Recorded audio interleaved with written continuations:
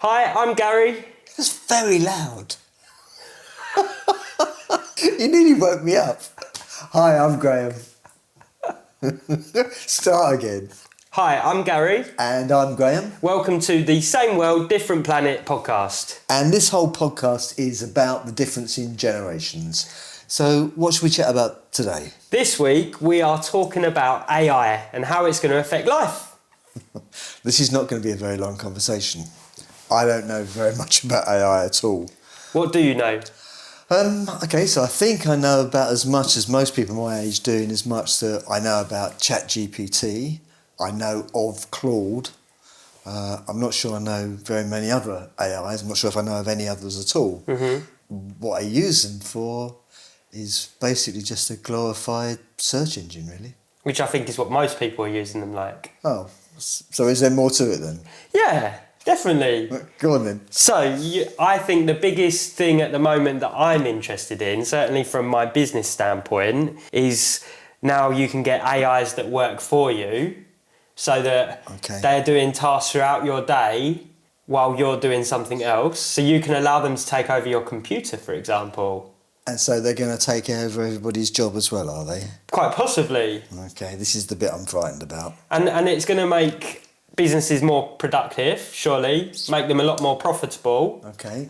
Obviously, unfortunately, staff being chopped means money saving. I know it's not a nice thing to say, but it's matter of fact, isn't it?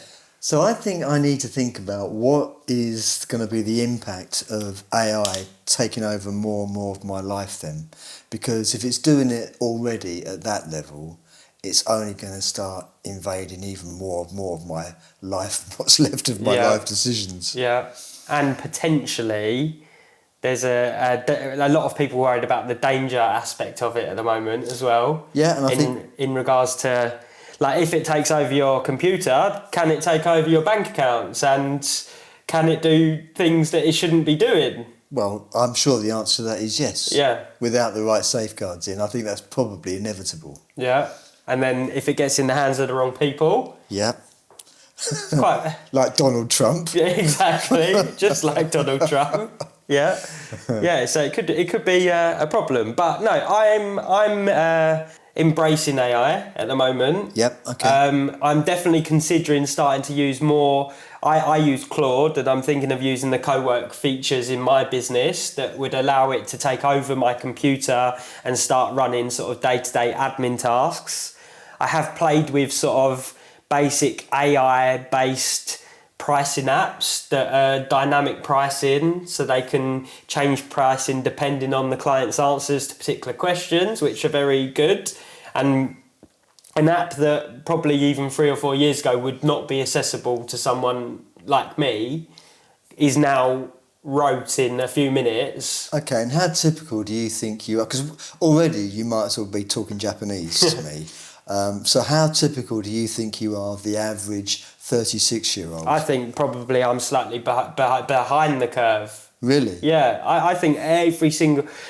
maybe behind the curve is unfair, but I think that everyone I speak to, it's been in their business for a long time, you know, and people whose businesses it's not in, when I speak to them about it, they're like, I know, we're behind, you know. Okay. So I think it is going to be just every part of life soon. Okay. The same way the web come in and become everything. So I think that I'm fairly typical of my generation. You know, I'm nearer 70 than 60. And I think me and the sort of people that I know, when we talk about AI, we're quite frightened about what it's going to do, how much it's going to take over parts of our life. I think it's already touching, you know, if I try and get a GP's appointment, pretty sure I'm talking to AI when I do that. We're in the process of trying to plan a holiday at the moment, and I've contacted a couple of travel agents, and I'm absolutely certain that I'm talking to AI in terms of them before I get to talk to a proper human being. But if it takes over more and more of what's, for example, my GP appointments or my conversations with the GP, how is my GP going to make the right decisions about what's the right diagnosis for me, what's the right medication for me? In fact, will my GP even be making those decisions, or will AI be making the decisions for my GP? I think that will be the case, the latter. Okay. There was a. Did you see the documentary where AI tried taking over? I think it was 5 professions. One was a photographer. Okay. One was a doctor. One was a solicitor. Maybe it was 3 jobs. I think it was those 3 jobs. Basically, long story short, with the doctor, for example, 5 or 6 people went into a room with a GP, first of all, explained their conditions, saw if the doctor got it correct, and then 5 or 6 people went into a AI computer, told them the conditions, see if it could, and it was amazingly accurate, you know. I think on one it missed something a little bit, you know, but that's only going to get better, surely. Well, you've already highlighted one of the big concerns for me, because even just with my limited use of ChatGPT and a little dabble with Claude, if they don't know the answer, they guess. They do guess. They just take a punt at it. Yeah. And I actually had that happen yesterday, because I was thinking about, you'd said to me, what should we call this podcast? And I thought, I know what I'd do. I'll ask AI to do that. And I told it what we were trying to do, and I told it that I was 66, I told it that you was 36, and it came back and it said, you need to do something about your ages and the dates that you were born. So you were born in 1959, correct? You were born in 1990. 1990. Exactly, 1990. Yeah. And it came back and said, and as you're both born in the same century, you should call it this. So I went, hang on a minute. 1959 and 1990 are in the same century. Yeah, and you said it said that. No, sorry. I'm old. Yeah. It said, as you're both born in different centuries, right, you should talk about the changes like that. And I went back and said, hang on a minute, We're 1959 and 1990 is in the same century. And it came back and went, you're absolutely right. Yeah. They very much are. Yeah. It's like, my bad. Yeah. And you think, well, if you can't even know that 1959 and 1990 are in the same it's century, worrying, isn't it? I do not want you making medical decisions on my behalf. And I've had it with a stamp duty calculation, and that was something for me that I think should be very black and white, you know. It's not like stamp duty changes, it's a matter of fact calculation and percentage. Okay. And I asked it to work out something and it got the calculation completely wrong. And then once I questioned it and said, hang on a minute, isn't it X percent? Again, I got the, oh yeah, you're correct. Thanks for correcting me. But it's let's face it, it's a new technology still, isn't it? Especially, well, it's not new technology, but not that new. Like ChatGPTs and Claudes and us using it is fairly new, isn't it? Yeah, I guess. Maybe some of it is user error, maybe. But I think it's only going to get better. So let me expand on those fears that me and people my age have got, in as much that we've talked about the GP. Mm-hmm. That is at a fairly basic level. What happens when it gets into hospitals and it's starting to make decisions in hospitals? Graham's poorly, time to take the switch off or not. Well, I really don't want AI making those decisions. No. But I feel that, maybe 10 years from now, it might be making those decisions. Maybe it won't be making decisions to that extreme. Okay. But maybe it'll be making the more mundane decisions, the day-to-day decisions. Maybe, for example, will it take over the more day-to-day running of the hospital, appointments, logistics, cleaning, etc. And it's got to be able to do more than that. The money that's being spent, almost certainly, and the resources it's taking from the planet just to run them, it's surely got to be able to deliver more than that. Maybe it's just more going to assist GPs, Maybe they're going to use it and there's going to be someone sort of watch. Same way an autopilot assists a pilot, Ultimately, a pilot's not flying the plane for most of the journey. If they really don't want to, they don't even have to take off or land. The autopilot can do it for them. I'm aware of that. So maybe it's going to be similar to that. Okay, so what about the generation that comes up behind you then? What's going to happen in educating your children in terms of how can AI make those things better?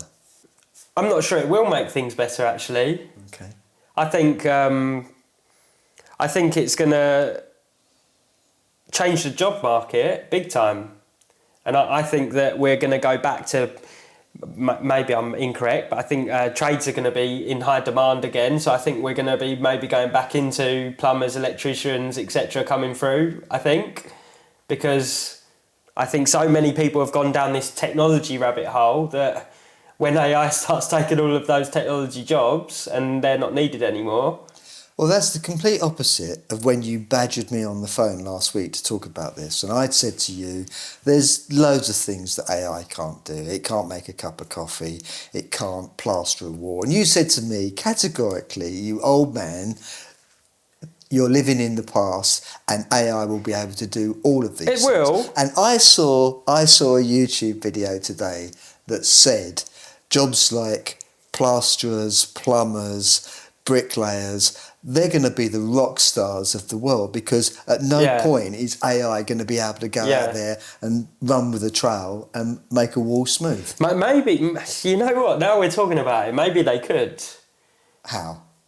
If you've got a machine, you imagine one of these machines you see in these car factories like Ford. If a plasterer had a machine that he could put against a wall, he put in the measurements and say the wall is 12 foot by 8 foot, plaster. Good luck. Do you not think it could potentially... No. I think it could. Well... So maybe I'm arguing against myself at the moment, because if you see these I believe a machine can now do like a what's it called when you get your belly cut open at the bottom and you get your stuff out? What's it called? I've absolutely no idea what you're talking about. Apparently now, and I haven't had it done. It can be done like keyhole surgery by a robot, you know. But that is one highly dedicated piece of This is going to be a highly dedicated plastering machine. Not sitting in the back of a dirty old van going up and down the road to one house to the next if they're house. millionaires like you say, they won't have a dirty old van, will they? They'll be turning up one. I think we are a long way away from having AI being able to do those sort of jobs. I think you'll be surprised. Don't see it. I think you'll be surprised. What do you think about when I get old and frail and have to go into I think that's where it is going to really help. And I think whether or not it can help with the care itself, maybe more day-to-day tasks. Could it help with cleaning? Could it help with feeding? I don't even supplying drinks, etc. I don't even think it could do cleaning. I reckon if I tipped that glass of water on the floor, I don't think a robot could come in here. I disagree. I think there's robot hoovers that would already basically do that. There's hoovers now that with sensors and stuff that can detect there's liquid on the floor and drop its mops out of the hoover and mop it up and go back to its base station and drain the liquid. That's already here. I have never seen one of those. How good they are. Have you seen one of those? I've seen one of them. I looked at buying one. You know what I'm like. But I don't know how good they are, but it can detect, say, a dog poo. Right. And understand, oh no, we don't mop that up and we don't squish that all over the lounge, you know, smearing it in 1,000 RPM.